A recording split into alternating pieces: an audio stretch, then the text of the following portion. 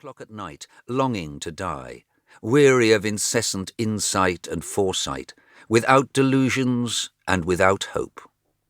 Just as I am watching a tongue of blue flame rising in the fire, and my lamp is burning low, the horrible contraction will begin at my chest. I shall only have time to reach the bell and pull it violently before the sense of suffocation will come. No one will answer my bell. I know why. My 2 servants are lovers and will have quarrelled. My housekeeper will have rushed out of the house in a fury 2 hours before, hoping that Perry will believe she has gone to drown herself. Perry is alarmed at last and is gone out after her. The little scullery maid is asleep on a bench. She never answers the bell. It does not wake her. The sense of suffocation increases. My lamp goes out with a horrible stench. I make a great effort and snatch at the bell again. I long for life, and there is no help. I thirsted for the unknown. The thirst is gone. O God, let me stay with the known and be weary of it. I am content. Agony of pain and suffocation, and all the while the earth, the fields, the pebbly brook at the bottom of the rookery, the fresh scent after the rain, the light of the morning through my chamber window, the warmth of the hearth after the frosty air. Will darkness close over them forever? Darkness. Darkness. No pain. Nothing but darkness. But I am passing on and on through the darkness. My thought stays in the darkness, but always with a sense of moving onward. Before that time comes, I wish to use my last hours of ease and strength in telling the strange story of my experience. I have never fully unbosomed myself to any human being.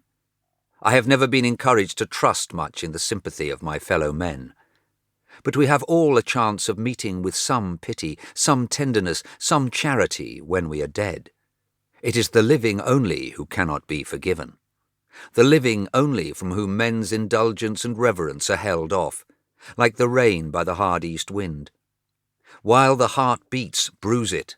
It is your only opportunity. While the eye can still turn towards you with moist, timid entreaty, freeze it with an icy, unanswering gaze. While the ear, that delicate messenger to the most inmost sanctuary of the soul, can still take in the tones of kindness, put it off with hard civility, or sneering compliment, or envious affectation of indifference. While the creative brain can still throb with the sense of injustice, with the yearning for brotherly recognition, make haste. Oppress it with your ill-considered judgments, your trivial comparisons, your careless misrepresentations.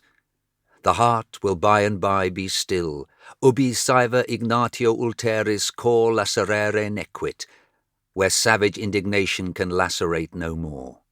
The eye will cease to entreat, the ear will be deaf, the brain will have ceased from all wants as well as from all work. Then your charitable speeches may find vent. Then you may remember and pity the toil and the struggle and the failure. Then you may give due honour to the work achieved. Then you may find extenuation for errors and may consent to bury them. That is a trivial schoolboy text. Why do I dwell on it? It has little reference to me, for I shall leave no works behind me for men to honour. I have no near relatives who will make up by weeping over my grave for the wounds they inflicted on me when I was among them. It is only the story of my life that will perhaps win a little more sympathy from strangers when I am dead than I ever believed it would obtain from my friends while I was living. My childhood perhaps seems happier to me than it really was, by contrast with all the after years.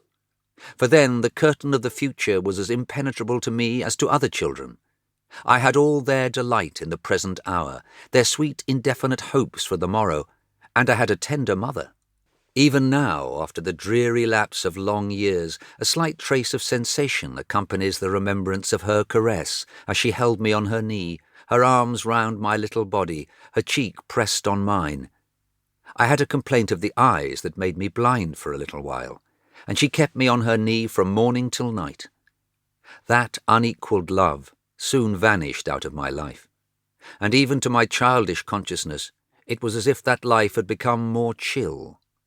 I rode my little white pony with the groom by my side as before, but there were no loving eyes.